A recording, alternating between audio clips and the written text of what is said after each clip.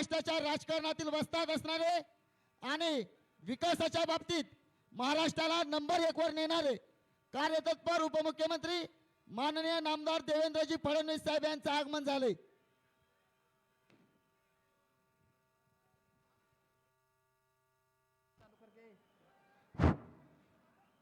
माननीय देवेंद्र जी फडणवीस साहब तुम आगे बढ़ो।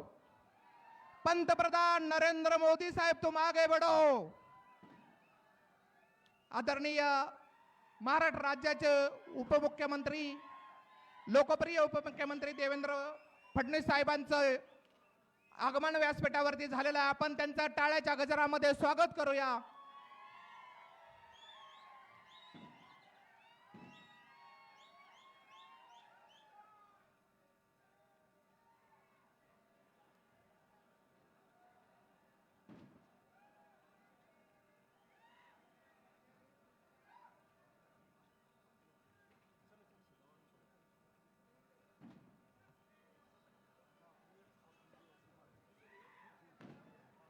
धाराशिव उस्मानाबाद लोकसभा सार्वत्रिक निवडणूक 2024 राष्ट्रवादी काँग्रेस पार्टी व महायुतीच्या अधिकृत उमेदवार सौभाग्यवती अर्चनाताई पाटील यांच्या प्रचारार्थ आपल्या सर्वांचे लाडके नेते महाराष्ट्राचे कार्यतत्पर उपमुख्यमंत्री आदरणीय देवेंद्रजी फडणवीस साहेब व मान्यवरांना विनंती करतो की कार्यक्रमाची व सभेची सुरुवात महाराष्ट्राचा जाणता राजा छत्रपती शिवाजी महाराज यांच्या पुतळ्याचं पूजन करून करावी। सर्वच मान्यवरांना विनंती करतो की आपण महाराष्ट्राचं आराध्य दैवत जाणता राजा छत्रपती शिवाजी महाराज यांच्या प्रतिमेचं पूजन करून या सभेची सुरुवात करणार आहोत। छत्रपती शिवाजी महाराज की जय भवानी। छत्रपती शिवाजी महाराज की जय भवानी। डॉक्टर बाबासाहेब आंबेडकरांचा, अण्णाभाऊ साठेंचा, अहिल्यादेवी होळकरांचा, छत्रपती संभाजी महाराज की जय भवानी।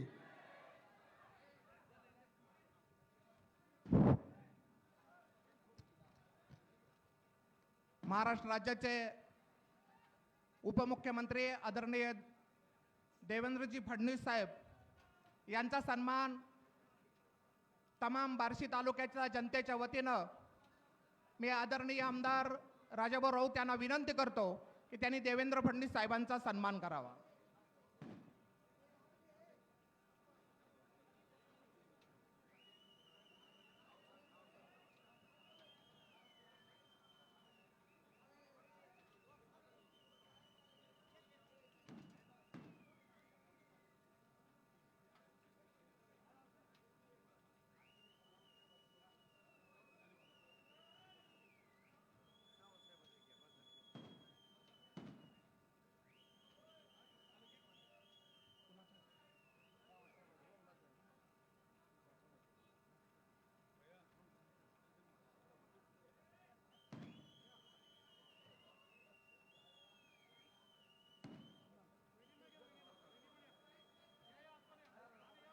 महाराष्ट्र राज्याचे लोकप्रिय उपमुख्यमंत्री देवेंद्रजी फडणवीस साहेब यांचा तमाम बार्शी तालुक्यातील मतदार बंधू भगिनींच्या वतीने सन्मान होतो आहे। यानंतर या धाराशिव जिल्ह्याचे पालकमंत्री लोकप्रिय पालकमंत्री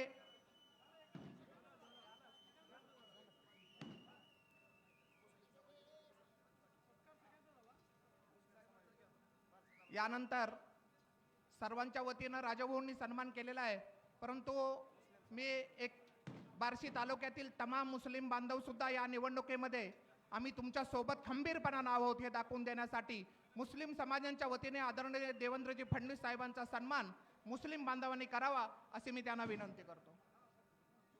ॲडव्होकेट आसिफभाई तांबोळी नगराध्यक्ष माजी नगराध्यक्ष यांच्या नेतृत्वाखाली सर्व मुस्लिम बांधवांनी आदरणीय देवेंद्रजी फडणवीस साहेबांचा सन्मान करावा अशी मी त्यांना विनंती करतो।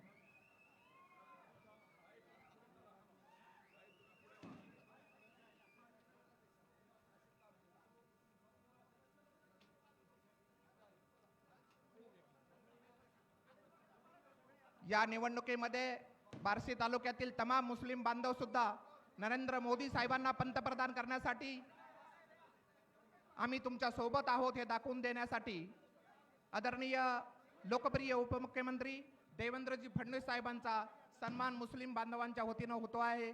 आम्ही त्यांचे शतशः ऋणी आहोत.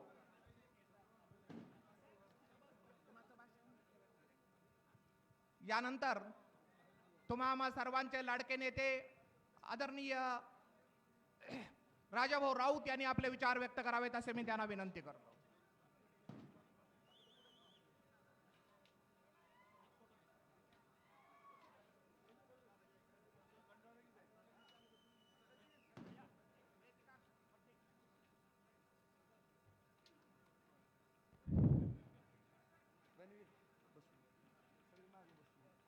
आजच्या या लोकसभेच्या उस्मानाबाद लोकसभेच्या निवडणुकीच्या निमित्तानं आपल्या सर्वांचे लाडके नेते महाराष्ट्र राज्याचे उपमुख्यमंत्री आदरणीय देवेंद्रजी फडणवीस साहेब या ठिकाणी आपल्याला संबोधित करण्याकरता उपस्थित झालेले आहेत. बांधव, आज या ठिकाणी उस्मानाबाद लोकसभा निवडणुकीतून महायुतीच्या उमेदवार आदरणीय अर्चनाताई राणा जगजित सिंग पाटील या ठिकाणी आपल्या उमेदवार म्हणून आहेत.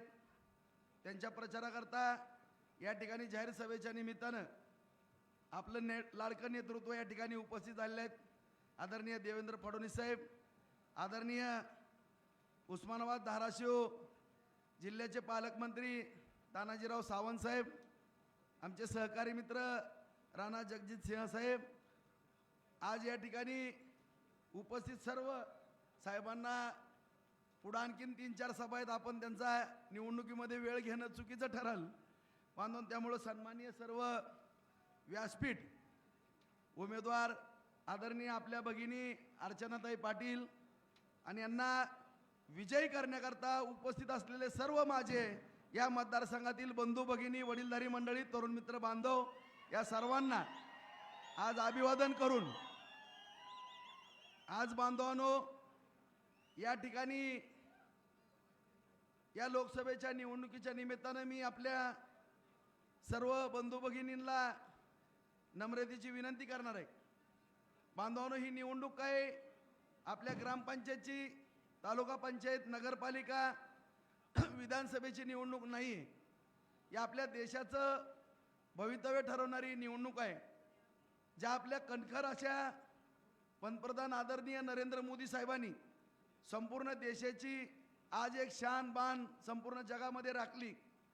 आज 10 वर्ष गेली, 10 वर्ष झालं संपूर्ण जगभरामध्ये भारत देशाची मान उंचावली, भारत देशाची अर्थव्यवस्था मजबूत ठेवली.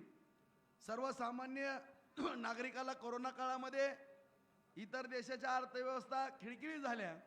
ज्या इंग्रजांनी आपल्यावरती राज्य केलं त्यांचा सूर्य मावळत नव्हता बांधवांनो, त्यांची सुद्धा अर्थव्यवस्था खिळखिळी झाली. परंतु आपल्या पंतप्रधान साहेबांनी आज मोदी साहेबांनी सर्वांना, सर्व गोरगरीब, सर्वसामान्य शेतकरी, दीनदलित, कामगार सर्व बंधू भगिनींना या ठिकाणी त्यांना आर्थिक मदत केली. 80 कोटी लोकांना धान्य, आयुष्यमान योजना, महिला सबलीकरणच्या योजना, सर्व स्तरावरती मोठी कामं केली. आणि त्यांच्या मार्गदर्शनाखाली एकनाथ शिंदे साहेब मुख्यमंत्री झाले आणि आदरणीय आपल्या सर्वांचे लाडके नेते देवेंद्र फडणवीस साहेब उपमुख्यमंत्री झाले आणि आता अजितदादा पण आलेले आहेत बांधून. आणि आज सत्ता असल्यानंतर किंवा मोदी साहेबांचा आशीर्वाद असल्यानंतर आणि फडणवीस साहेबांची खंबीर साथ असल्यानंतर काय चमत्कार घडू शकतो बांधवांनो, ते आपण बार्शीकरांनी पाहिलेलं आहे. आज या ठिकाणी आदरणीय साहेब, आपण सत्ता आल्या आल्या बार्शीला आले होते. माझ्यासारखा एक सर्वसामान्य कार्यकर्ता, वर्गात 4थी पासून मॉनिटर साहेब, मी 10वी पर्यंत मॉनिटर, 11वी 12वीला GS, बाहेर आलो मराठा महासंघाचा अध्यक्ष, नगरसेवक, नगराध्यक्ष, बाजार समितीचा संचालक, 99ला थोड्या मताने पडलो साहेब, 4ला आमदार झालो, 20 वर्ष झालं साहेब पंचायत समिती या ठिकाणी सर्वांनी मला आशीर्वाद म्हणून दिली. 15 वर्ष नगरपालिका दिली साहेब, 2 वेळेस आमदारकी दिली आणि ज्याही खासदाराचा साहेब या उस्मानाबाद लोकसभा मतदारसंघामध्ये, धाराशिव लोकसभा मतदारसंघामध्ये प्रचार केला, तो बार्शी तिकडे सरशी तोच उमेदवार विजय झालेला आहे. आणि आज अर्चनाताईची उमेदवारी आपण या ठिकाणी महायुतीच्या माध्यमातून दिलेली आहे साहेब. आणि या ठिकाणी आज माझ्यासारखा एक कार्यकर्ता अभिवचन देतो साहेब की निश्चितपणानं या ठिकाणी आपण यश खिचून आणू, कुठलीही अडचण असणार नाही साहेब. 100% मोदी साहेबांना पंतप्रधान करण्याकरता हे आमचं उस्मानाबादचं एक मत 100% त्यामध्ये 399 तुम्ही असताल साहेब, पण आमचं 400 मत 100% या ठिकाणी असणार आहे साहेब. आज या ठिकाणी आपल्या सर्व बांधवांना माहीत आहे साहेब, आम्ही रोजच्या भाषणामध्ये तुमचं नाव घेतो साहेब, कारण आमच्या स्वप्नातही वाटत नव्हतं साहेब आम्हाला की आमच्या बार्शीकरांना एवढा मोठा न्याय मिळेल. आणि आपल्या हातून एवढा मोठा न्याय मिळाला साहेब. आम्हाला अक्षरशः कधी कधी स्वप्न पडल्यासारखं वाटतं की खरंच हे घडलंय का. कारण ज्या चेतकाप्रमाणे आमचा सर्व शेतकरी बांधव साहेब पाण्याची वाट पाहत होता, त्याकरता आपण 700 कोटी रुपयाची प्रशासकीय मान्यता दिली साहेब. 300 कोटीचे निवेदन निघाले साहेब. जवळपास 70% काम प्रगतीपथावरती आहे साहेब. उपसा सिंचन योजनेच्या माध्यमातून 12,550 हेक्टर क्षेत्र साहेब 1 वर्षाच्या आत आमचं बार्शीचं बागायत होणार आहे साहेब. ह्याचं सगळं श्रेय आपल्याला आहे साहेब. आपल्या आशीर्वादामुळं माझ्या या तमाम शेतकऱ्याच्या घरी सोन्याचा घास मिळणार आहे साहेब. असंख्य शेतकऱ्याची दुआ आपल्याला लागणार आहे साहेब. त्याचबरोबर साहेब या ठिकाणी आपल्या माध्यमातून 37 साठवण तलाव या ठिकाणी मंजूर झाले साहेब. 35 साठवण तलावाची कामं चालू आहेत साहेब. 3 साठवण तलावामध्ये पाणी भरलं. पाझर तलावाचं साठवण तलावामध्ये रूपांतर केलं साहेब. त्या साठवण तलावाच्या माध्यमातून साहेब या ठिकाणी कमीत कमी 7,000 हेक्टर जमीन या ठिकाणी वलिताखाली येणार आहे. आज या ठिकाणी नागझरी भोगावती नदीवरती साहेब आपण 18 किटी वेर दिले. त्या माध्यमातून या ठिकाणी बहुतांशी शेतकऱ्याचा मोठ्या प्रमाणामध्ये पाण्याचा प्रश्न मिटलेला आहे साहेब. दुर्दैवानं आता निसर्गाची कृपादृष्टी वेगळी झाली साहेब. दुष्काळ पडला, परंतु जर उजनी भरलं तर निश्चितपणानं साहेब आमच्या या बार्शी तालुक्यातलं आपल्या आशीर्वादानं साहेब कमीत कमी 1 ते 1.5 वर्षाच्या आत 50,000 एकर जमीन साहेब आपल्या आशीर्वादाने या ठिकाणी वलिताखाली येणार. सगळ्या या शेतकऱ्याला त्यांच्या लेकराबाळाच्या तोंडात सोन्याचा घास घालण्याचं काम साहेब आपल्या माध्यमातून या ठिकाणी झालेलं आहे. आज आपण बार्शी तालुक्यामध्ये एवढं मोठं शहर आहे साहेब, 2 लाख वस्तीचं 296 कोटी रुपये मंजूर केले साहेब अमृत 2 मधनं. त्याचंही काम चालू झालं साहेब. जॅकवेलचं काम चालू आहे. पैप सगळे येऊन पडल्यात. 1 वर्षाच्या आत शहराला रोज 4.5 कोटी लिटर पाणी या ठिकाणी येणार आहे साहेब. त्याबरोबर भुयारी गटरीला साहेब 115 कोटी दिले. शहरातील रस्त्याला 250 कोटी दिले. भगवान स्टेडियमला 10 कोटी दिले. शहरातली बागेला 5 कोटी दिले साहेब.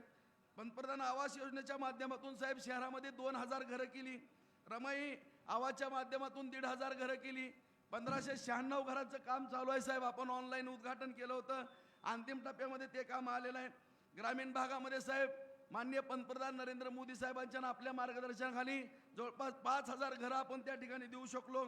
आज शहरामध्ये जवळपास 85 कोटी रुपये न्यायालयीन इमारतीकरता आपण या ठिकाणी दिलेले साहेब. 3 तालुक्याचा प्रश्न त्यामध्ये मिटतोय, माडा, करमाळा आणि बार्शीचा. त्याचबरोबर साहेब 3,500 विहिरी या ठिकाणी आपल्या शेतकरी बांधवाला देण्याचं काम आपल्या या ठिकाणी माध्यमातून झालेलं आहे. आज सोलापूर रस्त्याला 200 कोटी रुपये आपण निधी दिला साहेब ॲसियन बँकेच्या माध्यमातून. धाराशिव रोडला 150 कोटी रुपयाचा निधी दिला. ते दोन्ही कामं पूर्ण झालेले आहेत साहेब. इडशी टिंबुर्णी रस्त्याला 140 कोटी रुपयाचा निधी दिला साहेब. तेही काम पूर्ण होत आलेलं आहे. त्याचबरोबर साहेब पंतप्रधान सडक योजना, मुख्यमंत्री सडक योजना, त्याचबरोबर PWDच्या माध्यमातून 3054, 5054 या सगळ्या रस्त्याच्या विविध अनुदानातून जवळपास 350 कोटी रुपयाचा निधी आपण या ठिकाणी साहेब उपलब्ध करून दिला. आणि सगळ्यात महत्त्वाचं साहेब आपलं आराध्य व छत्रपती शिवरायांच्या कुलस्वामिनी आई तुळजाभवानीच्या रस्त्याला सुद्धा साहेब आपण जवळपास 376 कोटीचा एकाच वेळेस निधी दिला साहेब. आणि आई जगदंबेचा आशीर्वाद आपण या ठिकाणी प्राप्त केलेला आहे साहेब. आज MIDCला साहेब लाईट मिळालेली आहे. 2 सबस्टेशन 5 MUचे त्या ठिकाणी होत आहेत. पाणी त्या ठिकाणी उपलब्ध झालेलं आहे साहेब. कारखानदारी त्या ठिकाणी सुरू झालेली आहे.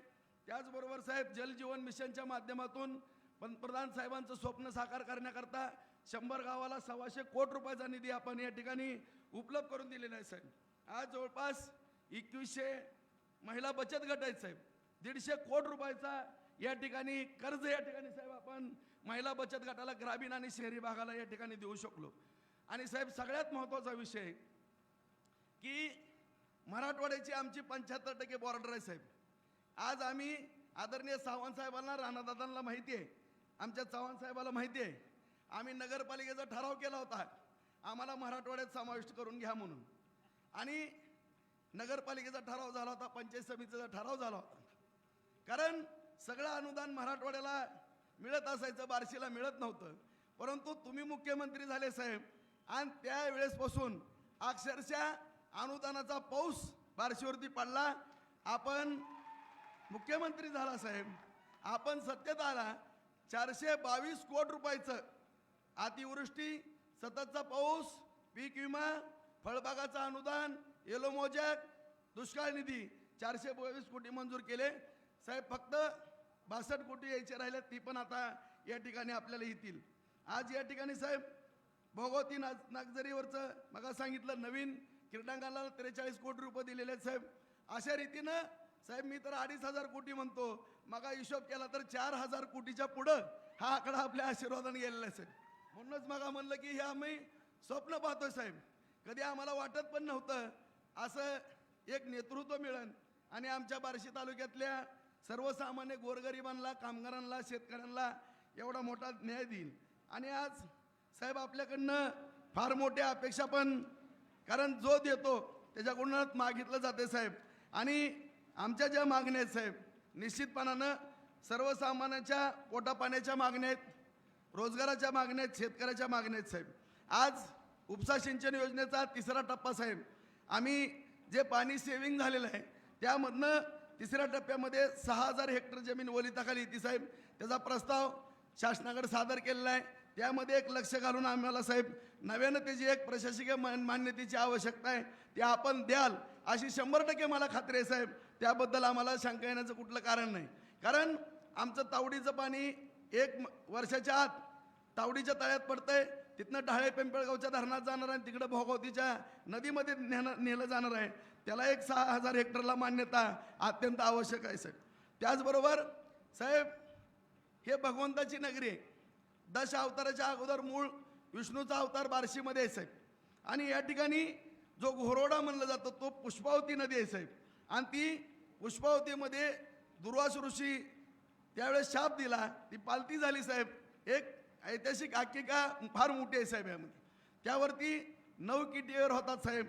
त्या ठिकाणी सुद्धा जर 9 किटीवर झाले तर 12,500 एकर जमीन त्या ठिकाणी ओलिताखाली येणार आहे साहेब. त्याचबरोबर राम नदी, बेडकी नदी हे विषय साहेब किटीवेरचे.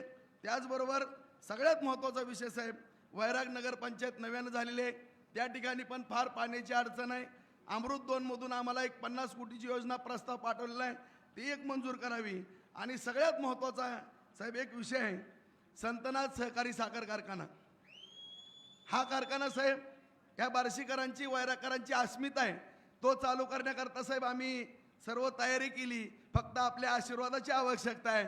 मी सर्व प्रपोजल आपल्या समोर ठेवतो साहेब. त्या ठिकाणी 250 एकर जमीन कारखान्याची आहे, त्यापैकी 150 एकर आम्हाला MIDCला देऊ आम्ही आणि 75 एकर जमीन कारखान्याला ठेवू. तो एक कारखान्याचा भोंगा आपल्या आशीर्वादानं वाजावा एवढीच या ठिकाणी अपेक्षा करतो साहेब. आपल्याला मागण्यासारखं भरपूर आहे साहेब, परंतु आपल्याला एवढ्या घाई गडबडीमध्ये या ठिकाणी आम्ही बार्शीमध्ये एवढं चांगलं लढत असताना अडकून ठेवणं योग्य नाही साहेब, ह्याची मला पूर्णपणे जाणीव आहे. तरी आपण ज्या पद्धतीनं बार्शीकरांना आश्वासित केलं होतं साहेब, राजाभाऊ राऊत यांना मी बेरर चेक आहे साहेब, आणि तो बेरर चेक साक्षात या ठिकाणी खरा करून दाखवला आणि बार्शीकरांचं कल्याण केलं. त्याबद्दल सर्व बार्शीकरांच्या वतीनं आपल्याला लाख लाख धन्यवाद देतो साहेब, आपले आभार व्यक्त करतो. आणि भविष्यकाळामध्ये सुद्धा सर्वसामान्यांच्या पाठीशी आपण असंच राहावं. निश्चितपणानं नरेंद्र मोदी साहेबांच्या मार्गदर्शनाखाली या जनतेचं कल्याण होणार आहे. त्यामुळं माझी संपूर्ण बार्शीकरांना विनंती आहे मित्रांनो, की आज ही निवडणूक अत्यंत महत्त्वाची आहे. आपल्याला पण माहीत आहे की मी माझ्या विधानसभेला सुद्धा एवढं पळत नाही. पहाटे 5ला उठतो, रात्री 1ला 1:30ला झोपतोय. त्यामुळे याचं गांभीर्य वळका. आपल्या नरेंद्र मोदी साहेबांना पंतप्रधान करण्याकरता एका एका मताची आवश्यकता आहे. हे आपलं मत त्या ठिकाणी गेलंच पाहिजे. ही आपल्या सगळ्या बार्शीकरांची जबाबदारी आहे आणि ती पार पाडाल अशी या ठिकाणी साहेबांना मी हमी देतो.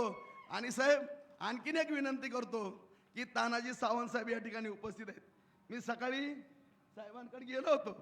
तेवढी एक विनंती की आपण साहेबांचं सातत्यानं संपूर्ण या जिल्ह्यावरती लक्ष असते साहेब. धाराशिव जिल्हा असेल, सोलापूर जिल्हा असेल, आणि साहेबांना जर मनावर आणलं तर निश्चितपणानं कुठलाही चमत्कार घडू शकतो. तरी आपण पूर्ण जबाबदारी साहेबांवरती टाकावी आणि साहेबांना आजपासून उमेदवाराचा शेवटच्या मतदानाच्या 5 वाजेपर्यंत कुठेही जाऊ नका अशा पद्धतीची आपण विनंती करावी अशी या ठिकाणी मी आपल्याला विनंती करतो. कारण मी साहेबांना माहीत आहे, जवळनं पाहिलेलं आहे आणि साहेब यामध्ये झुकून काम करू लागलेले आहेत आणि आपण त्यांच्यावरती जबाबदारी टाकावी अशी राणादादांची माझी आपल्या दोघांना विनंती आहे. आणि आपण साहेबांवरती जबाबदारी पूर्ण मतदारसंघाची टाकाल अशी या ठिकाणी आपल्याला विनंती करून माझे 2 शब्द संपवतो. जय हिंद, जय महाराष्ट्र. धन्यवाद राजाभाऊ. यानंतर एक प्रवेश होतोय. धाराशिव उस्मानाबाद नगरपालिकेचे माजी नगराध्यक्ष, काँग्रेसचे ज्येष्ठ नेते मधुकर रावजी तावडे साहेब हे काँग्रेस पक्षातून भारतीय जनता पार्टीमध्ये प्रवेश करतायत. त्यांचा सन्मान आदरणीय उपमुख्यमंत्री देवेंद्र फडणवीस साहेबांनी करावा असे मी त्यांना विनंती करतो. त्याचबरोबर त्यांचा मुलगा आकाश तावरे, चेअरमन कुलस्वामिनी नॅचरल शुगरचे ते चेअरमन आहेत, त्यांचाही प्रवेश काँग्रेसमधून भाजपमध्ये होतोय. त्याचबरोबर दर्शन कोळगे, माजी नगरसेवक तथा माजी युवक काँग्रेसचे जिल्हाध्यक्ष, यांचाही प्रवेश काँग्रेस पार्टीमधून भारतीय जनता पार्टीमध्ये होतोय. त्यांचाही सन्मान आदरणीय देवेंद्र भाऊ फडणवीसांनी करावा असे मी त्यांना विनंती करतो. त्याचबरोबर राजेंद्र तुपे, पळसप विभाग प्रमुख धाराशिव, यांचाही प्रवेश भारतीय जनता पार्टीमध्ये होतोय. त्यांचाही सन्मान महाराष्ट्र राज्याचे उपमुख्यमंत्री देवेंद्र फडणवीस यांनी करावा असे मी त्यांना विनंती करतो. आणि या सर्वांनी, हे माझी ज्येष्ठ काँग्रेसचे बऱ्याच दिवसापासूनचे कार्यकर्ते आहेत, नगराध्यक्ष म्हणून त्यांनी कारकीर्द बजावलेले आहेत. त्यांनी भारतीय जनता पार्टीच्या विचाराला प्रेरित होऊन जो प्रवेश केलेला आहे, त्यांचा मुलगा यांनी आकाशनेही प्रवेश केलेला आहे, दर्शन कोळगेने प्रवेश केलेला आहे. त्याचबरोबर यानंतर आपल्या लोकसभा उमेदवार आदरणीय अर्चनाताई पाटील यांना मी विनंती करतो की त्याने आपले विचार व्यक्त करावे. जय श्रीराम, जय भवानी, जय भवानी. महाराष्ट्राची कुलस्वामिनी आई तुळजाभवानी, संत शिरोमणी श्री गोरोबा काका आणि भगवंतांच्या चरणी आधी नतमस्तक होते. आपल्या महाराष्ट्राचे लाडके उपमुख्यमंत्री आणि ज्यांच्या येण्याने माझ्या या प्रचाराला आणि मला खरोखरच बळ मिळालंय. फडणवीस साहेब, आपली फॉर्म भरताना वाट बघत होतो, पण आज आपण आला. थँक्यू. तुम्हाला माहीत नाही की तुमच्या येण्याने केवढा भाषण चुकणार आहे, पण एवढं निश्चित बोलते की तुमच्या येण्याने मला वैयक्तिक खूप बळ आणि माझा विजयावरचा विश्वास ठाम झालेला आहे. तुम्ही पाठीशी असाल तर ही निवडणूक 1001% मी जिंकणार आहे. आमच्या धाराशिवचे पालकमंत्री तानाजी सावंत साहेब, ज्यांनी फॉर्म भरताना म्हणजे मला शब्द आहेत की त्यांनी स्वतःहून म्हणाले की मी बहिणीसाठी छातीचा कोट करून उभं राहील. माझं भाग्य आहे की माझ्या पाठीशी एवढे कणखर भाऊ उभे आहेत. आपल्या बार्शी तालुक्याचे भाग्यविधाते आमदार माननीय राऊत साहेब, ज्यांनी माझी उमेदवारी खेचून आणली आणि पहिल्यांदा ते म्हणाले की ताई, फॉर्म तुम्हाला तिकीट डिक्लेअर होताना मी तुमच्या पाठीशी होतो, आता तुम्हाला निवडूनच देणार. मी खरंच त्यांची ऋणी आहे. तुळजापूरचे आमदार माननीय राणा जगजितसिंह पाटील साहेब, सुनील चव्हाण साहेब, गोपचडे साहेब, त्यांना पहिल्यांदा भेटते खासदार झाल्यावर. कॉंग्रॅच्युलेशन्स.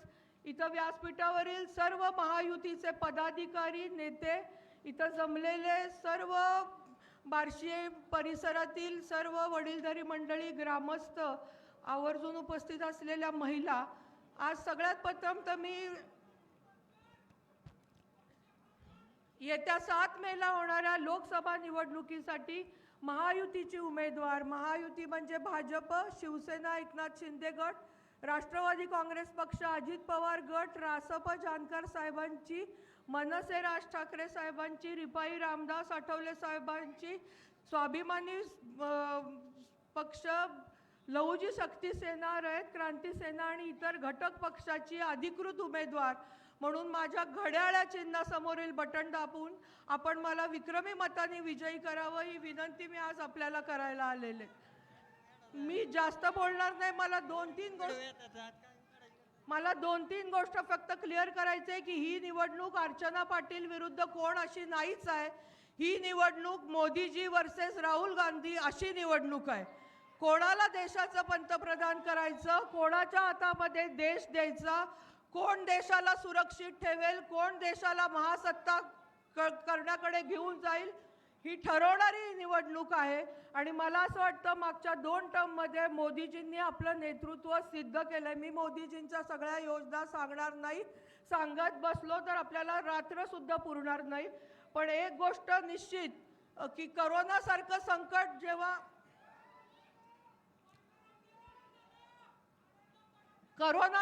संकट जेव्हा जगावर आलं होतं,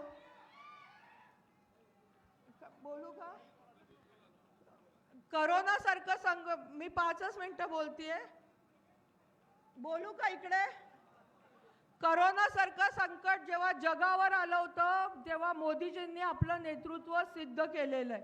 वेळ अशी होती की आपली शेजारीण एकमेकींना वाटीभर साखर देत नव्हती, आपली मुलं शेतात जात नव्हती. अशा वेळेस मोदीजींनी जगातल्या 1 नंबर लोकसंख्या असलेल्या देशातल्या प्रत्येक व्यक्तीला 5 किलो गहू ज्वारी तांदूळ दिली. एका कुटुंबात जर 5 व्यक्ती असतील तर 25 किलो गहू ज्वारी तांदूळ आली. लक्षात घ्या की म्हणजे ही योजना आत्ता पण चालू आहे, अजून 5 वर्ष चालणार आहे. पण तेव्हा जेव्हा जग बंद होतं तेव्हा मोदीजींनी आपल्याला जे धान्य पाठवलंय त्याचं महत्त्व जास्त आहे. मोदीजींनी आपल्याला दिलासा दिला की घाबरू नका, मी तुमच्या पाठीशी आहे, काहीही तुम्हाला होऊ देणार नाही. ताप यायचा, आपण क्रोसिनची गोळी घ्यायचो. 4 दिवसांनी डॉक्टरकडे गेल्यानंतर डॉक्टर म्हणायचे करोना झालेला आहे, उशीर झाला यायला. आणि आता जसे व्हॉट्सअप ग्रुपवर वाढदिवसाच्या शुभेच्छांचे फोटो असतात तेव्हा श्रद्धांजलीचे फोटो. मी एवढं रंगून याच्यासाठी सांगते की तो काळ आठवा, तो काळ किती भयानक होता. आणि अशा वेळेस मोदीजी आपल्या पाठीशी देशाचे मुखिया म्हणून खंबीरपणे उभं राहिले. या तापावर औषध काढलं, ते भारतात निर्माण केलं आणि आपल्या जगातल्या 1 नंबर लोकसंख्या असल्या देशातल्या प्रत्येक वाडी वस्तीवर 0 to 18 बाळापर्यंत ती मोफत लस पोहोचवली. 200 रुपये जरी लसीची किंमत लावली असती आणि एखाद्या कुटुंबात 5 जण असते तर 1000 रुपये काढून देणं तेव्हा जीवावर आलं असतं.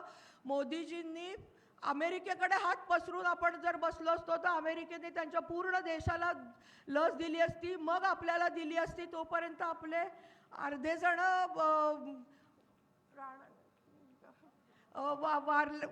मृत्युमुखी पडले असते. मी फक्त ही 2 उदाहरणं दिली की मोदीजींनी आपलं नेतृत्व कसं सिद्ध केलेलं आहे. आणि परत एकदा 3ऱ्या टर्मला मोदीजी 1001% पंतप्रधान होणार आहे. महिला म्हणून मला एक गोष्ट आवर्जून सांगावीशी वाटते की जे मोदीजींचं एक कार्य मला जास्तीत जास्त भावलंय किंवा जे आम्हा महिलांना इम्पॅक्ट केलंय ते म्हणजे 12,000 रुपये शौचालय दिलेले आहेत. पूर्ण जगातल्या 1 नंबर लोकसंख्या असल्या देशाला 12,000 रुपये देऊन स्वच्छ भारत मिशन अंतर्गत म्हणजे पहिले पुरुष पंतप्रधान होते 75 वर्षानंतर, ज्यांनी लाल किल्ल्यावरनं स्वच्छ भारत मिशनची घोषणा केली आणि पूर्ण देश हागणदारी मुक्त केला. आम्हा बायकांना फक्त 2 गोष्टी पाहिजे होत्या, एक म्हणजे गाव दारूबंदी आणि दुसरी हागणदारी मुक्तता. आणि ते एक काम मोदीजींनी केलंय. आता मोदीजी दुसऱ्या भेटल्यावर मी दारूबंदी देशात करा, पण आता बोलायला नको, ही मागणी नक्की करेल. मला वाटतं मोदीजींनी आपलं नेतृत्व सिद्ध केलंय. 1001% मोदीजी पंतप्रधान होणार आहे. संसदेमध्ये मोदीजींनी सांगितलंय की येत्या 3 वर्षात ते भारताला 3 नंबरची अर्थव्यवस्था करतायत, म्हणजे जपान आणि जर्मनी सारख्या देशाला मागे टाकून आपण 3 नंबरची अर्थव्यवस्था होतोय. मी तुम्हाला ह्याच्यासाठी सांगतेय की मोदीजी तर पंतप्रधान होणारे, देश विकासाकडे जाईल, पण फक्त आपला प्रतिस्पर्धी उमेदवार जॅक किंवा टॉमी देतो म्हणून जर आपण निवडून दिला तर ही विकासाची गंगा आपल्या बार्शीपर्यंत येणार नाही. त्यामुळे हात जोडून विनंती, येत्या 7 मेला विचार करून मतदान करा. आणि मोदीजींनी सांगितलंय की त्यांना बहुमत हवंय, अबकी बार 400 पार, कारण त्यांनी पहिल्या 2 टर्ममध्ये घेतले नाही. त्याच्यापेक्षा क्रांतिकारी निर्णय या टर्ममध्ये मोदीजी घेणार आहेत. ऑलरेडी मागच्या टर्ममध्ये 370 कलम हटवणं असो किंवा राम मंदिराची उभारणी असो किंवा मी म्हणेन शौचालय बांधणं सुद्धा, हे क्रांतिकारी निर्णय मोदीजींनी घेतलेत. पण त्यांना बहुमत हवंय. 399चा जुगाड त्यांनी केलाय, 420 मी आहे. त्यामुळे मला दिल्लीला पाठवून आपण मोदीजींना विकास करण्यासाठी त्यांचे हात बळकट करूया. मला शेवटचं एवढंच सांगायचं आहे की अर्चना पाटील फक्त माध्यम आहे. आपल्या भागातले सगळे नेते, आत्ता राऊत साहेबांनी केवढ्या गोष्टी सांगितल्या की सत्तेत आल्यानंतर किती निधी आला आणि काय काय करायचं आहे आपल्याला, आपली वैरागची MIDC डेव्हलप करायची आहे, पाणी आणायचं आहे, या सगळ्या गोष्टी करायला सगळे आमदार खंबीर आहेत. म्हणजे आज औसा निलंग्याचे आमदार अभिमन्यू पवार साहेब, बार्शीचे आमदार राजेंद्र राऊत साहेब, उमरगा लोहाराचे ज्ञानराज चौगुले साहेब, बसवराज पाटील साहेब, रवी गायकवाड सर, तुळजापूरचे आमदार राणा जगजितसिंह पाटील साहेब, धाराशिवचे पालकमंत्री तानाजी सावंत साहेब, संभाजी पाटील निलंगेकर साहेब, अर्चना पाटील चाकूरकर ताई, हे सगळेजण आपापल्या भागाचा विकास करायला खंबीर आहेत. अर्चना पाटील फक्त एक माध्यम असणारे, एक महायुतीचा खासदार आपण निवडून दिला की हे ताटमानेने हक्काने महायुतीच्या सगळ्या आपल्या राज्यातल्या नेत्यांकडे आणि दिल्लीमध्ये अमित शाह साहेब, मोदी साहेब आणि नड्डा साहेबांकडे जाऊन आपापल्या भागासाठी निधी खेचून आणू शकतील. त्यामुळे हात जोडून विनंती, हा विषय 20 लाख लोकांच्या मतदानाचा विकासासाठीचा आहे. एक मतदान केल्यानंतर आपल्याला काय मिळणार आहे? फोन सगळ्यांनाच उचलावे लागतात, ग्रामपंचायत सदस्याला सुद्धा उचलावे लागतात, नाही तर परत निवडून येत नसतो. त्यामुळे विचार करून मतदान करा. मोदीजींसारखे पंतप्रधान परत परत देशाला लाभत नाही. आपलं भाग्य आहे की 3ऱ्या टर्मला मोदीजी आपल्याला पंतप्रधान लाभतायत. त्यांच्या माध्यमातून आपल्याला आपल्या धाराशिव मतदारसंघाचा विकास करायचा आहे आणि आपले नेते एकनाथ शिंदे साहेब, देवेंद्रजी फडणवीस साहेब आणि अजित पवार साहेब. त्यामुळे पुढच्या पिढीसाठी तुम्ही एक मतदान आज कराल ते पुढची पिढीचा विकास ठरवणार आहे. त्यामुळे हात जोडून विनंती, येत्या 7 मेला घड्याळासमोरचं बटन दाबून भरभरून मतदान करा. खासदार झाल्यानंतर मला माहिती आहे मला चिठ्ठी आली आहे शॉर्ट, पण राणा मला बोलू द्या 1 मिनिट. तर मला एक गोष्ट सांगायची की शिर्डीच्या नाशिकच्या साईबाबांच्या चरणी विमान आलं, कोल्हापूरच्या अंबाबाईच्या पायाशी विमान आलं, नाशिकला त्र्यंबकेश्वर ज्योतिर्लिंग वणीच्या देवीच्या पायाशी विमान आलं होतं, पण माझ्या महाराष्ट्राची कुलस्वामिनी आई तुळजाभवानीच्या पायाशी आजतागत ट्रेन आलेली नव्हती. राणादादा आमदार झाल्यानंतर त्यांनी राज्य सरकारकडनं आणि वरती मोदीजींना पाठवल्यानंतर सोलापूर तुळजापूर धाराशिव रेल्वे मंजूर झाली. आघाडी सरकारच्या काळामध्ये त्याचा जो राज्य सरकारचा 450 कोटी रुपये हप्ता होता तो भरायला त्यांना जमलं नव्हतं. आणि आता आपलं महायुतीचं सरकार आल्यानंतर राज्य सरकारचा 450 कोटी आणि केंद्र सरकारचा 450 कोटी असे 900 कोटी रुपयेचा निधी येऊन ते काम चालू झालं आणि 1.5 वर्षामध्ये माझ्या आई तुळजाभवानीच्या चरणी रेल्वे येणार आहे. मी तुम्हाला का सांगते की विकास जर आपण सत्तेत असोल आणि वरती आणि खालती आणि आपला आमदार खासदार असेल तर हे विकास शक्य आहे. 16,000 कोटी 16,000 कोटी हे 16वर किती शून्य मोजायला आपल्याला अर्धा तास लागेल. एवढा मोठा निधी माननीय फडणवीस साहेब, म्हणजे आपल्या महायुतीच्या सरकारच्या तिन्ही नेते एकनाथ शिंदे साहेब, फडणवीस साहेब, अजित पवार साहेब आणि केंद्रामधनं उजनी धरणाचं पाणी जे डॉक्टर पद्मसिंह पाटील साहेबांनी 23 TMC पाणी आरक्षित करून ठेवलं होतं, त्याचं 60 TMC पाणी 16,000 कोटी रुपये खर्चून बोगद्याने येत्या जूनमध्ये रामदारा तलावात येणार आहे आणि पुढे ते संपूर्ण जिल्ह्यामध्ये धाराशिवमध्ये पास. मला माहिती आहे मी धाराशिवचं उदाहरण बार्शीत देते, पण 16,000 कोटी 900 कोटी शक्तिपीठ महामार्गाला 32,000 कोटी जो मेजरली आपल्या मराठवाड्यात आणि या धाराशिव मतदारसंघातलं जाणारे हा एवढा मोठा निधी खेचून आणण्यासाठी खासदार दिल्लीला पाठवायचा असतो, जॅक टॉमी देण्यासाठी फक्त नाही, हे लक्षात घ्या. आणि हा निधी आपल्याला खेचून आणण्यासाठी येत्या 7 मेला माझ्या घड्याळ चिन्हासमोरील बटन दाबून मला भरभरून मताने विजयी करा एवढं बोलते आणि माझे 2 शब्द संपवते. धन्यवाद ताई.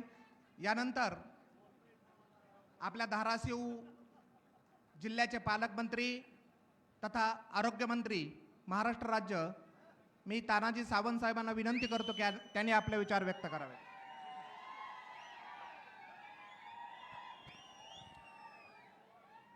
छत्रपती शिवाजी महाराज की, छत्रपती शिवाजी महाराज की जय भवानी.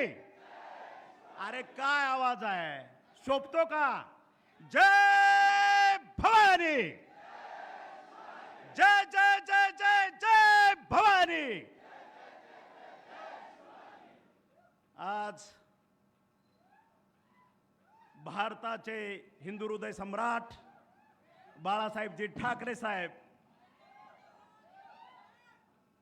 आनंद दिघे साहेब, ह्या महाराष्ट्राची कुलस्वामिनी आई तुळजाभवानी, ह्या बार्शीचं किंवा तमाम महाराष्ट्राचं आराध्य दैवत भगवंत, ह्या व्यासपीठावर उपस्थित असलेले महाराष्ट्र राज्याचे लाडके उपमुख्यमंत्री देवेंद्रजी फडणवीस साहेब, उपस्थित असलेले राज्यसभेचे खासदार गोपचडे साहेब, त्या ठिकाणी उपस्थित असलेले ज्यांना आपण 7 मे नंतर खासदारकीची माळ गळ्यात घालणार आहोत, त्या आमच्या अर्चनाताई उमेदवार, आमचे आमदार राणा जगजितसिंह पाटील, माझे थोरले बंधू बार्शीचे आमदार राजाभाऊ राऊत, या ठिकाणी उपस्थित असलेले आमच्या बार्शी नगर परिषदेचे सर्व नगरसेवक, आमचे सुनील मालक, ह्या ठिकाणी उपस्थित असलेले आमचे मिरगणे साहेब आणि आमचे ज्यांची नावं आता घेणं शक्य नाही असे आमचे सर्व सहकारी, आणि हे सगळं असताना ज्याच्यासाठी आपण इथं जमलोत, ज्यांच्यासाठी आपण ह्या गोष्टीचा उपभोग करत असतो, ह्या ठिकाणी जमलेला माझा मतदार बंधू भगिनींनो, शेतकरी बंधू भगिनींनो, पत्रकार, सांगण्याजोगं बरंच आहे. मला तरी वाटतं आमच्या ताईने मला फारसं बोलता येत नाही, मला फारसं बोलता येत नाही, मला फारसं सांगता येत नाही, मला भाषण करू लावू नका असं म्हटले. मला वाटतं ह्या धाराशिव जिल्हा लोकसभा मतदारसंघातला A to Z पॉईंट त्यांनी एकही चिठ्ठी समोर न घेता तुमच्या पुढं त्याचा पाडा वाचून दाखवलेला आहे. आणि त्याच्यामुळं मी माझ्या ताईचं आपल्या संपूर्ण बार्शीकरातर्फे अभिनंदन करतो, त्यांना धन्यवाद देतो. कारण परिस्थितीचं भान असणं, समस्येचं भान असणं हे गोष्ट वेगळी, आणि कुठंतरी भावनिक होऊन आणि समोरच्या व्यक्तींना भावनिक करून मतदान घेणं वेगळं. ह्याच्यामधला हा फरक, कदाचित 2 उमेदवारातला फरक तुम्हाला आजच ह्या व्यासपीठावरनं दिसलेला आहे. विकास विकासाच्या पद्धतीनं चालतो, भावना भावनेच्या पद्धतीनं चालतो. मी मागेही म्हटलं होतं 2019ला आम्ही कडवट शिवसैनिक आहोत आणि राहणारच आहोत.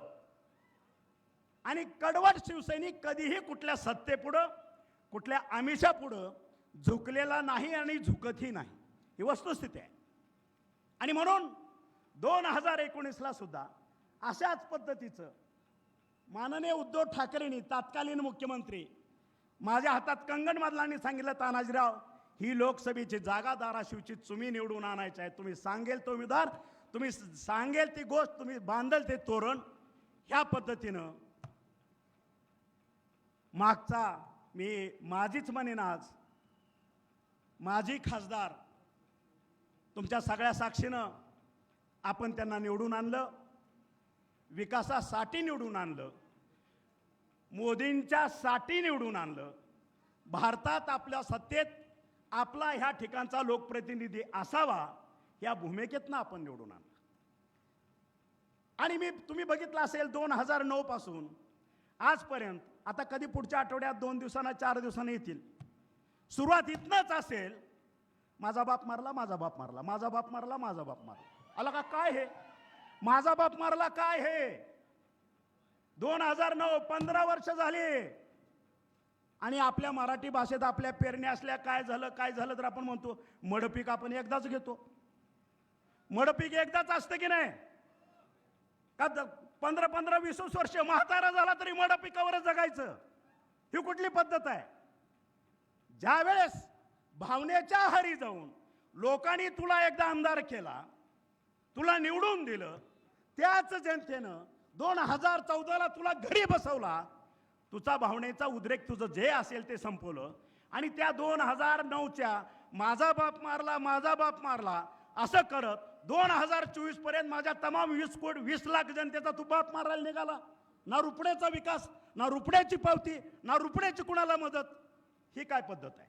म्हणून भावनेच्या आहारी जाणारा हा मतदारसंघ नाही.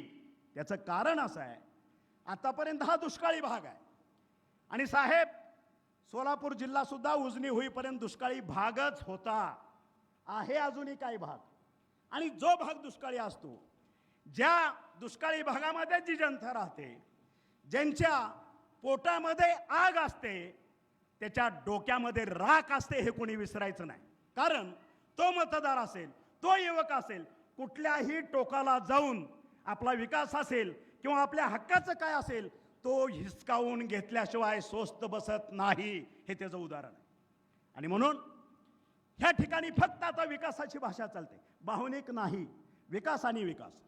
आणि साहेब तुम्ही बघितलं असेल 2019ला हिंदुत्वाची नाळ तोडून विकासाची नाळ तोडून महाराष्ट्र ज्या प्रगती पथावर चाललेला होता त्याला कुठंतरी खीळ बसवून जे तत्कालीन मुख्यमंत्र्यांनी, तत्कालीन शिवसेना प्रमुखांनी जो निर्णय घेतला त्याला उलटवून टाकायचं काम सुद्धा ह्या धाराशिव जिल्ह्यातनं सुरुवात झाली. त्याचे साक्षीदार आणि त्याचे मार्गदर्शक आपण आहात, हा संपूर्ण महाराष्ट्र जाणतो. सुरुवातीतून झाली, धाराशिव जिल्ह्यातनं सुरुवात झाली त्या गोष्टीची. आणि तुम्ही बघितलं असेल 2022ला खऱ्या अर्थानं स्थित्यंतर झालं, आपलं सरकार बदललं आणि परत विकासाची गंगा त्या जोमानं, त्या ताकदीनं परत सुरू झाली. आज आपल्या मुख्यमंत्री एकनाथजीभाई शिंदे आणि आमचे 2 उपमुख्यमंत्री देवेंद्रजी आणि आमच्या अजितदादा यांच्या मार्गदर्शनाखाली अतिशय चांगल्या पद्धतीनं सरकार चाललंय. कधी हे आकडे केले होते, राजाभाऊने आकडे सांगितले, आता त्या आकड्यात मी परत जात नाही. हजारो कोटीचे आकडे कधी ऐकले होते का विकासाचे? आजही आपला भाग जिरायती म्हणून ओळखला जातो, जिरायती म्हणून ओळखला जातो. ज्यांनी साखर कारखाने काढायची नाटकं केली त्यांनी त्याची दारं कधीच बंद करून टाकली.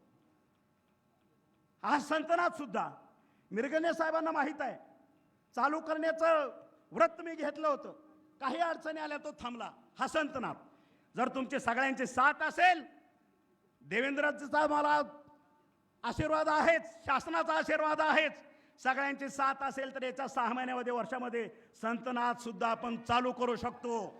हे तुमच्या ताकदीवर चालू करू शकतो. कुणाचा माईका लाल त्या ठिकाणी अडवा येणार नाही, तो कारखाना चालू करणार नाही. कारण सर्वसामान्य जवळपास 9 तालुक्याची अस्मिता असलेला तो संतनाद कारखाना आहे. प्रत्येक आज या ठिकाणी शेतकऱ्याचे सभासदाचे पैसे त्या ठिकाणी अडकलेले आहेत, ही वस्तुस्थिती आहे. आणि म्हणून धाराशिव जिल्ह्यामध्ये ज्यांनी भंगार विकायचं धोरण घेतलं, भंगार विक्या हे नाव आहे सगळीकडं, वास्तव आहे. तेरणेच्या माध्यमातून मी बघितलं, तेरणेमध्ये त्या जमिनीखाली पुरलेल्या केबल सुद्धा ह्या भंगार चोरानं विकलेल्या आहेत, ही वस्तुस्थिती आहे. जाऊन बघा. आणि आज त्या कारखान्याचं वैभव काय आहे हेही आपण जाऊ बघा.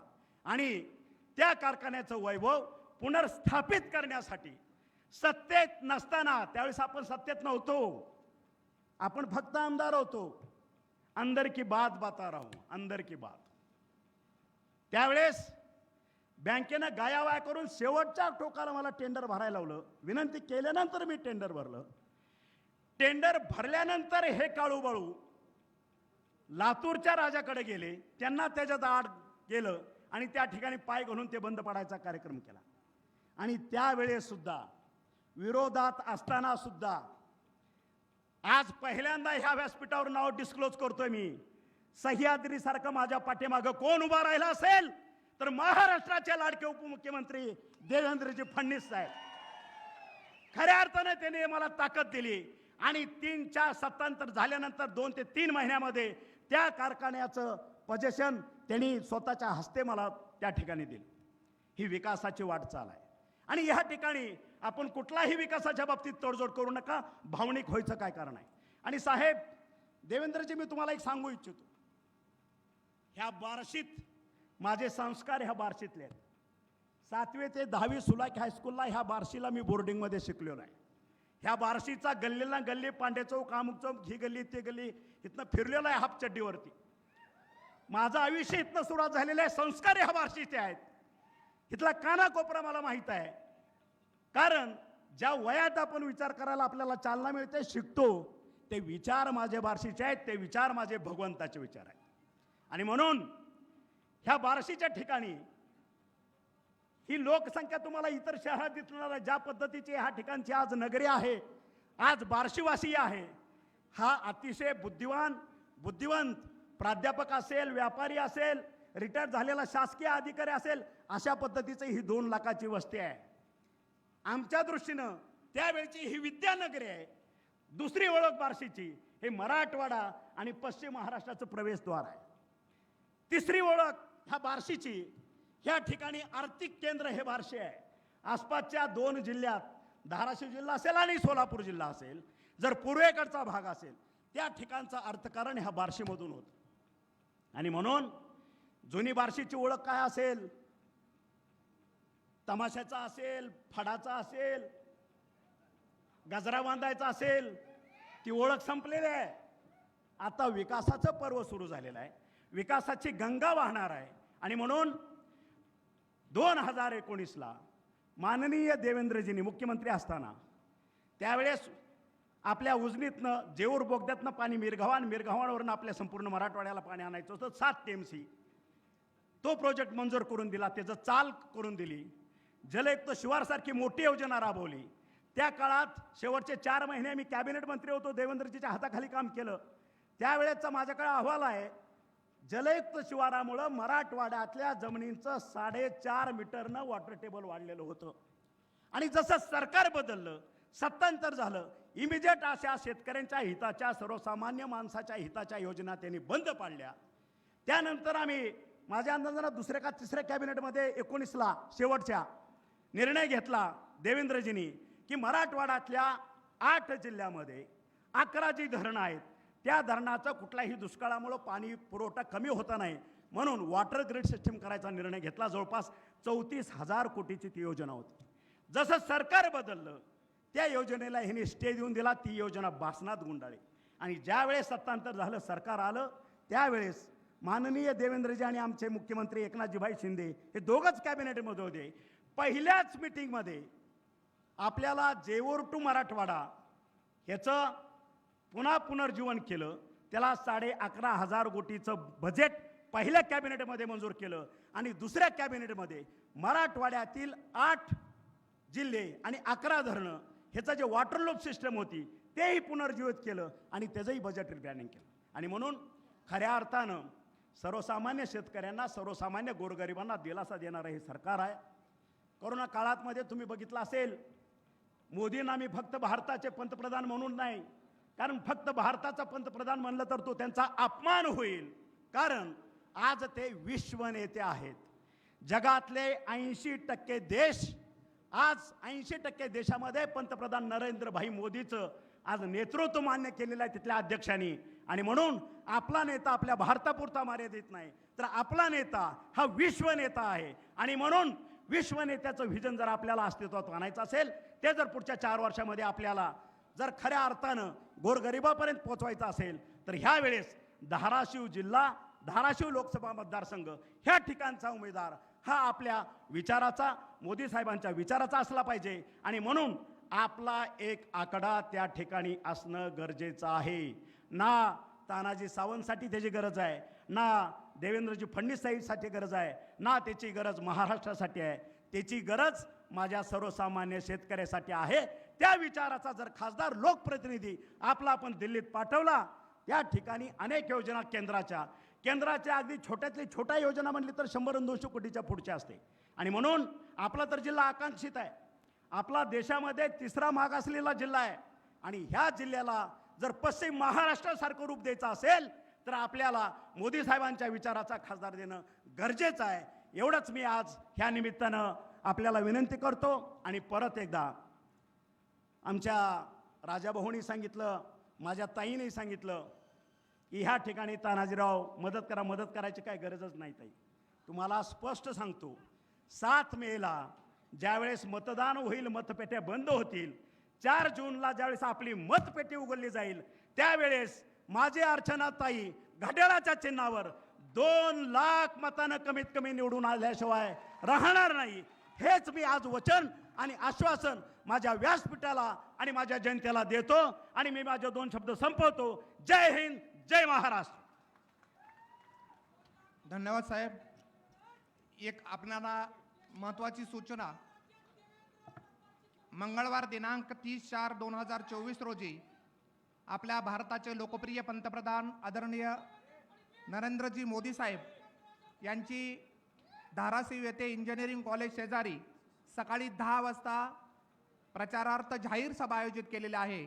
तरी सर्व मतदार बंधू भगिनींना विनंती आहे की त्या सभेमध्ये आपण सहभागी घेऊन त्यांचे विचार ऐकावेत, अशी नम्र विनंती आपणाला सर्वांना करण्यात येत आहे. भूमिकेमध्ये आपण त्रिकोण पाहतो, काटकोण पाहतो, विशाल कोण पाहतो, पण भूमिकेमध्ये आपल्याला दृष्टिकोन पाहायला मिळत नसतो. दृष्टिकोन हा भूमिकेत नसून तो विकास. यानंतर आदरणीय देवेंद्रजी फडणवीस साहेबांना मी विनंती करतो की आपण आपले विचार व्यक्त करावे.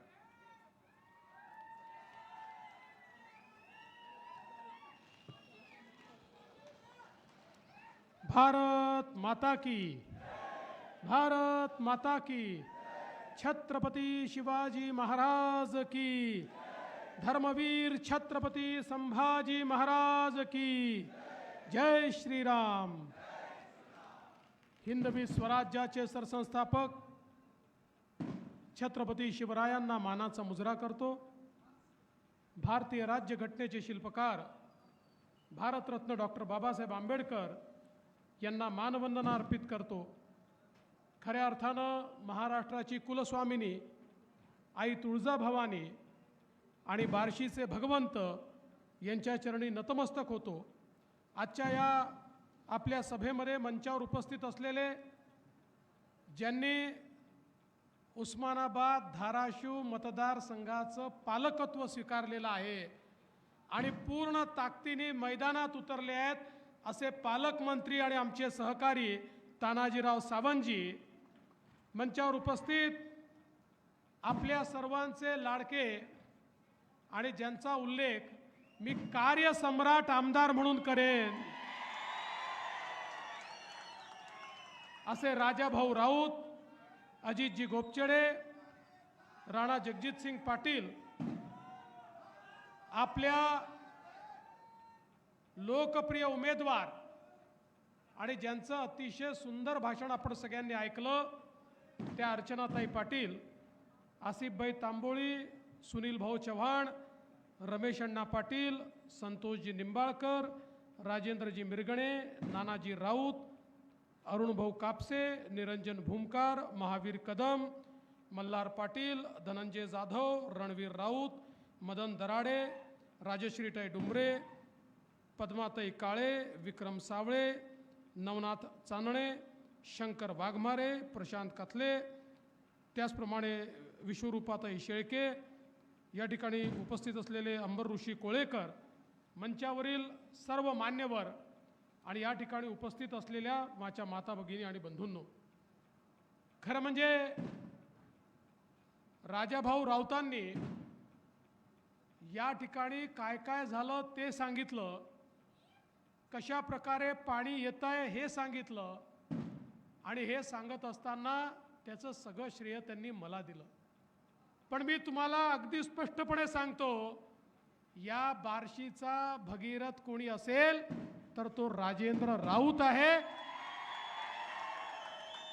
700 कोटीची बार्शी उपसा सिंचन योजना आली, ती केवळ राजेंद्र राऊतांमुळे आली. पाणी पुरवठा योजना आली, ती राजेंद्र राऊतांमुळे आली. मला आठवत आहे, राजाभाऊ हुशार आहेत, भगवंताचं दर्शन दिलं आणि एक यादी माझ्या हातामध्ये दिली आणि सांगितलं ही कामं झाली पाहिजे. आणि तुम्हाला सगळ्यांना माहिती आहे, राजाभाऊंवर माझं विशेष प्रेम आहे आणि त्याचं कारण आहे, जो व्यक्ती 24 तास जनतेमध्ये राहतो, जो व्यक्ती 24 तास जनतेचा विचार करतो, जो व्यक्ती 24 तास जनतेसाठी संघर्ष करतो, तोच व्यक्ती आम्हाला प्रिय असतो आणि तसे आमचे राजाभाऊ राऊत आहेत. आणि म्हणून या ठिकाणी बार्शी उपसा सिंचन योजना असेल, बार्शी पाणी पुरवठा योजना 296 कोटीची, वैराग पाणी पुरवठा योजना 50 कोटीची, भुयारी गटार योजना 115 कोटीची, मैदानाकरता त्या ठिकाणी क्रीडा संकुलाचे 43 कोटी रुपये. यादी खूप मोठी आहे. बार्शी सोलापूर रस्ता आहे, बार्शी तुळजापूर रस्ता आहे, परांडा धाराशिव रस्ता आहे, येडशी टेंभुर्णी राष्ट्रीय महामार्ग आहे, जल जीवन मिशनमधनं जवळपास 100 गावांसाठी 125 कोटी रुपये आहेत. या सगळ्या गोष्टी या ठिकाणी आल्या, त्या राजाभाऊंच्या पाठपुराव्यामुळे आल्या. आणि राजाभाऊ काळजी करू नका, ते एवढं हुशार आहेत. आज एक नवीन यादी त्यांनी माझ्या हातामध्ये दिली आहे, एवढी मोठी. पण जसं मी सांगितलं की तुमचा बेरर चेक मी आहे, आज तुम्हाला सांगतो की महाराष्ट्राच्या खजिन्याची चावी ही अजितदादांच्या हाती देण्यात आली आहे. आणि अजितदादांनी सांगितलं, देवेंद्र फडणवीस सही केल्यानंतरच मी खजिना उघडणार आहे. त्यामुळे शिंदे साहेब असतील, अजितदादा असेल आणि मी आहे, आम्ही तिघही आहोत. ही लिस्ट मी आजच मंजूर करतो, काय काळजी करू नका. हे जे कामं तुम्ही सुचवलेले आहेत ते सगळे कामं या ठिकाणी मंजूर करण्यात येतील. आणि मला विश्वास आहे, बार्शीकरांनी जसं राजाभाऊवर प्रेम केलं तसाच आशीर्वाद बार्शीकर अर्चनाताईंना देखील देतील. आता डबल ताकद आहे. राजाभाऊंच्या सोबत आमच्या तानाजीरावांची ताकद देखील आहे, कारण तानाजीराव बार्शीमध्ये शिकलेले आहेत आणि ज्याच्या पाठीशी बार्शी त्याची सगळीकडे सरशी. त्यामुळे मला हा विश्वास आहे. बंधू भगिनींनो, ही जी काही निवडणूक आहे, ही निवडणूक आपल्या सगळ्यांना कल्पना आहे, ही काही ग्रामपंचायतची, जिल्हा परिषदेची, नगरपालिकेची निवडणूक नाही आहे. देशाचा नेता निवडण्याची निवडणूक आहे. पुढचे 5 वर्ष देशाचा कारभार कोणाच्या हाती दिला पाहिजे याची निवडणूक आहे. कोण देशाला सुरक्षित ठेवू शकतं, कोण देशाला विकासाकडे नेऊ शकतं, कोण या देशाला महाशक्ती करू शकतं, या देशातल्या सामान्य माणसाच्या आशा, आकांक्षा आणि अपेक्षा कोण पूर्ण करू शकतं, याचा फैसला करणारी ही निवडणूक आहे. आणि म्हणून बंधू भगिनींनो, आज आपण पाहू शकतो या देशामध्ये आता केवळ 2 पर्याय आहेत. ही निवडणूक काही अर्चनाताईंमध्ये आणि उबाठामधली निवडणूक नाही आहे. या देशात केवळ 2 पर्याय आहे. एक पर्याय आपले विश्वप्रसिद्ध असलेले विश्वगौरव विकास पुरुष नरेंद्र मोदीजी आहेत. आणि मोदीजींच्या समवेत एकनाथरावजी शिंदेंच्या नेतृत्वातली शिवसेना, अजितदादांच्या नेतृत्वातली राष्ट्रवादी, त्या ठिकाणी मनसे, त्या ठिकाणी रिपाई, त्या ठिकाणी पिरिपा, त्या ठिकाणी रासपा, त्या ठिकाणी रयत क्रांती, त्या ठिकाणी जनसुराज्य, अशी एक व्यापक मोठी युती मोदीजींच्या नेतृत्वात या ठिकाणी काम करते आहे. आणि दुसरीकडे कोण आहे? दुसरीकडे आहेत राहुल गांधी. आणि राहुल गांधींच्या नेतृत्वामध्ये 26 पक्षांची खिचडी एकत्रित झाली आहे. आपली महायुती कशी आहे माहिती आहे? आपली महायुती ही विकासाची गाडी आहे, विकासाची गाडी.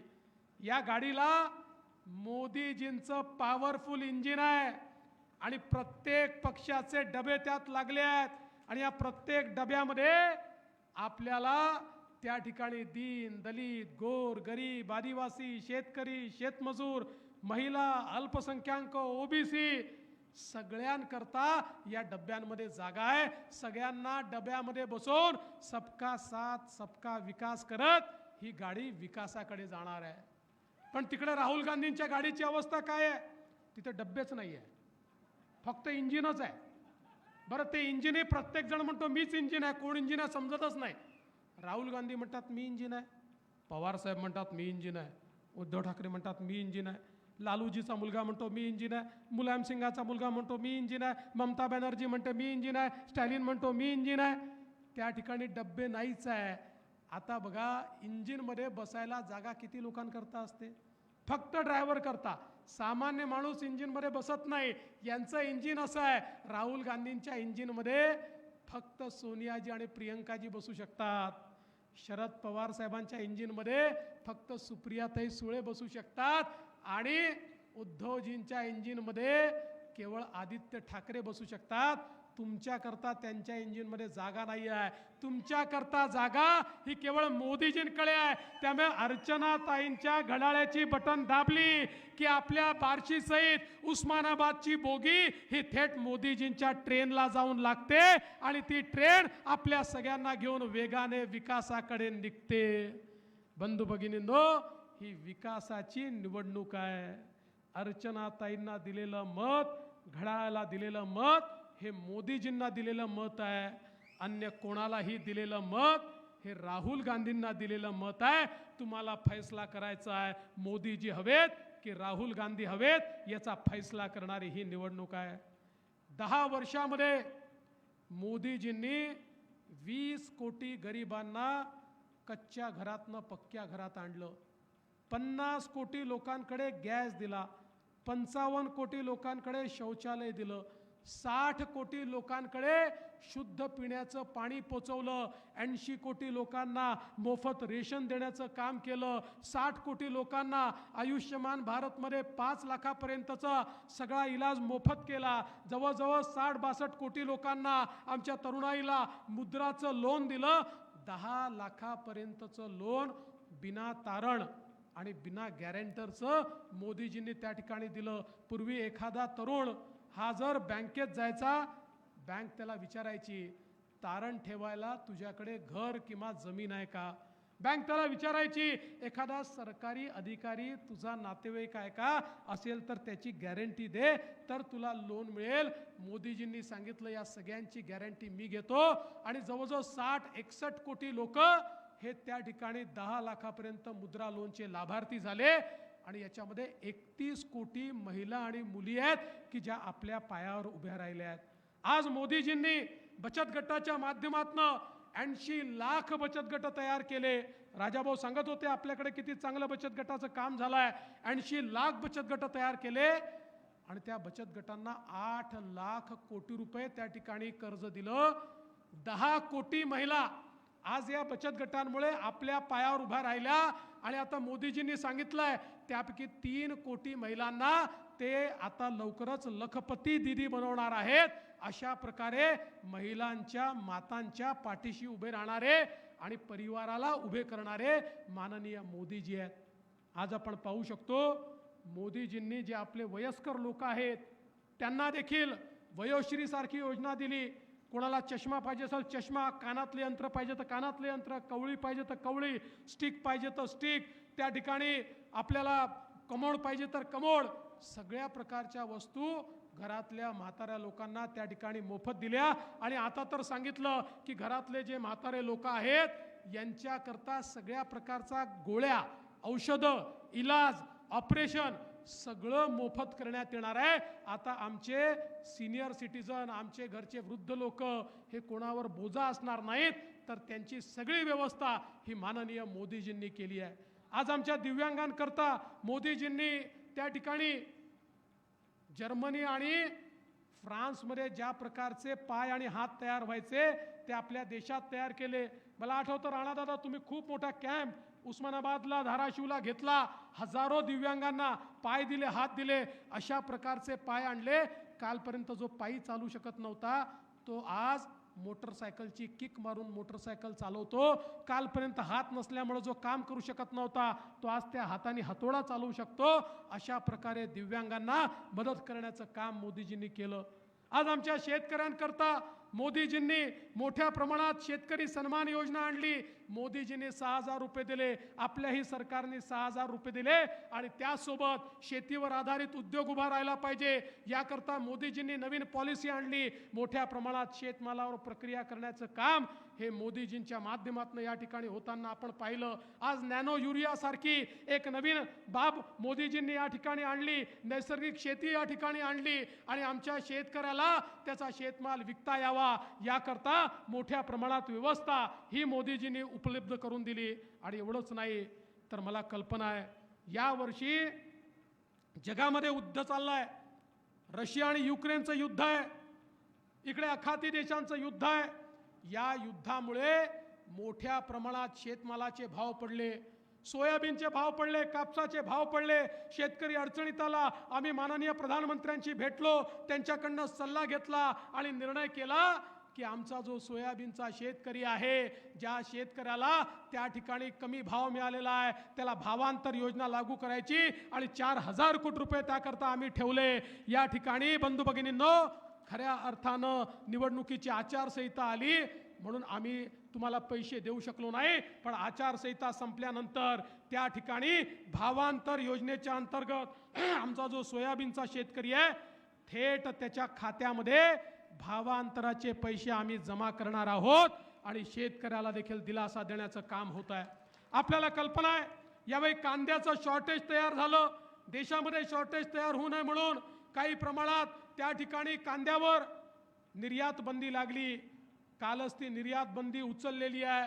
पण महाराष्ट्रामध्ये एकनाथराव शिंदेजींनी आम्ही निर्णय केला, मागच्या काळामध्ये आपण कांद्याला अनुदान दिलं आणि आताही या निर्यात बंदीच्या काळामध्ये ज्या शेतकऱ्यांचं नुकसान झालंय त्या शेतकऱ्यांना मदत करण्याची भूमिका हीच राज्य सरकारने या ठिकाणी घेतलेली आहे.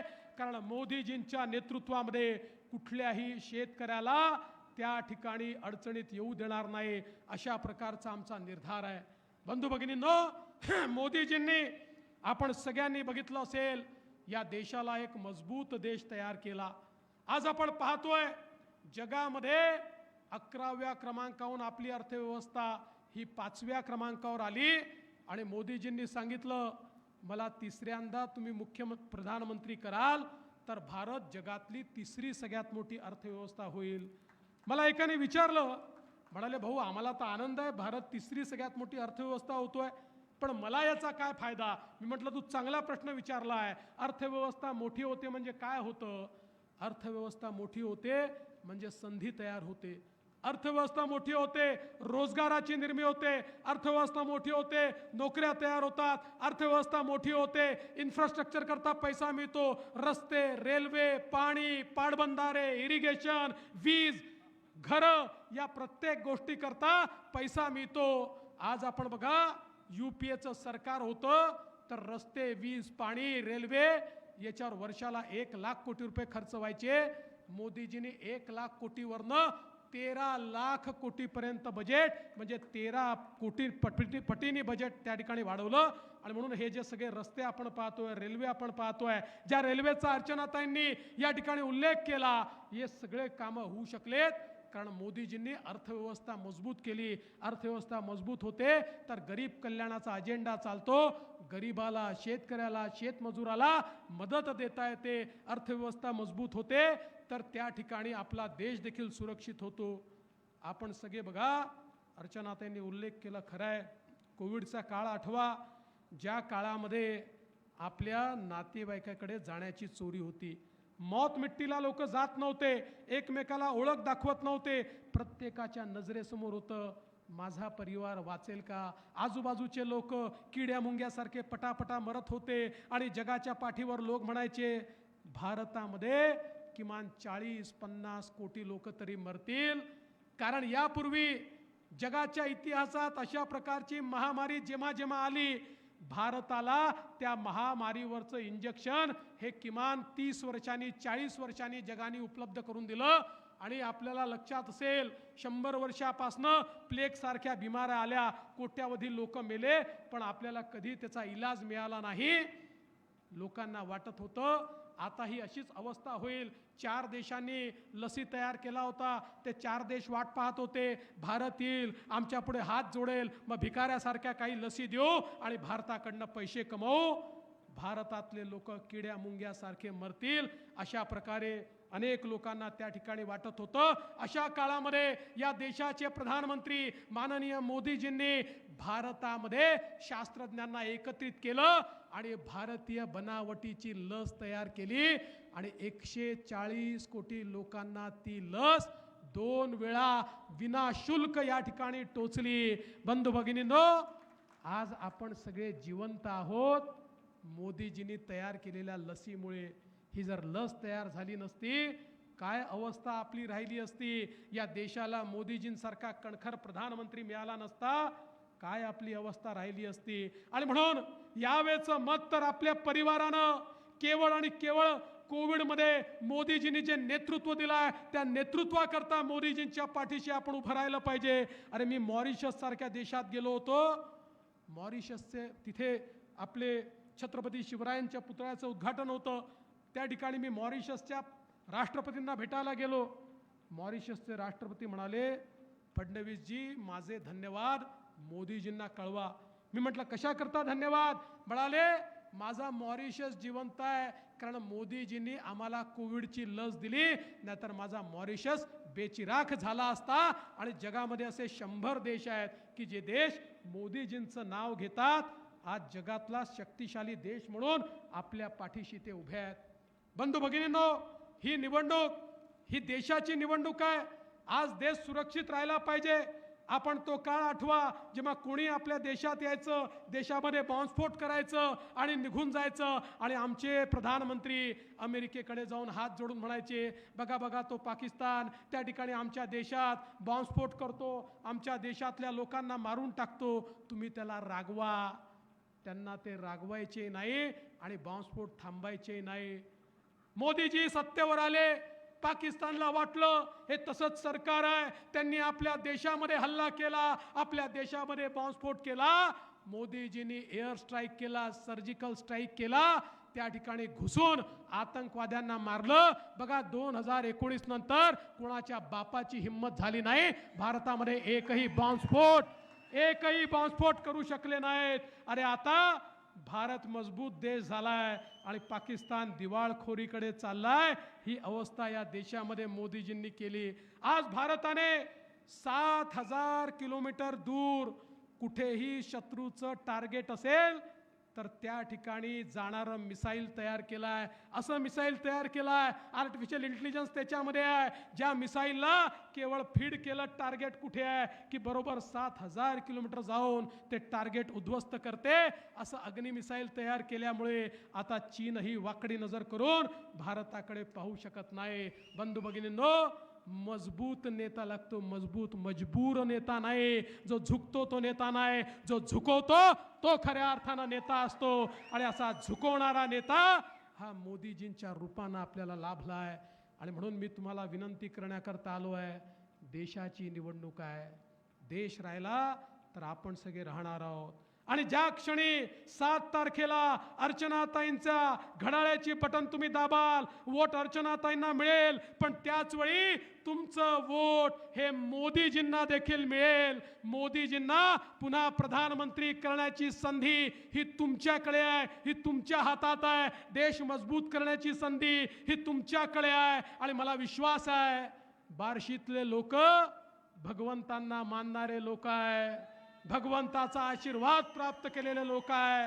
त्यामुळे बार्शी ही निश्चितपणे आपल्या पाठीशी उभी राहील आणि अर्चनाताईंना तुम्ही निवडून द्याल हा विश्वास व्यक्त करतो.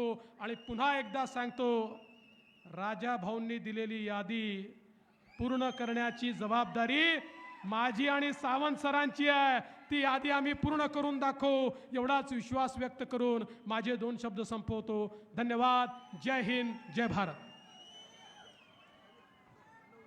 यानंतर लहुजी सेनेच्या वतीनं माजी उपनगराध्यक्ष नवनाथ चांदणे यांच्या नेतृत्वाखाली लहुजी सेनेचे कार्यकर्ते बार्शी शहरातील आदरणीय देवेंद्रजी फडणवीस साहेबांचा सन्मान करतायत, तो त्यांनी करावा असे मी त्यांना विनंती करतो.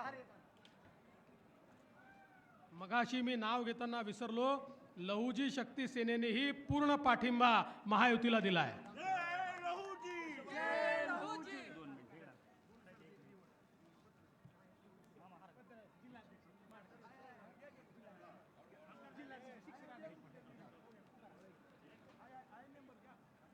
जिल्हाध्यक्ष शिक्षक आघाडी सूर्यकांत शिवाजी गुंड यांची निवड झालेली आहे, त्याबद्दल त्यांना पत्र देत आहेत.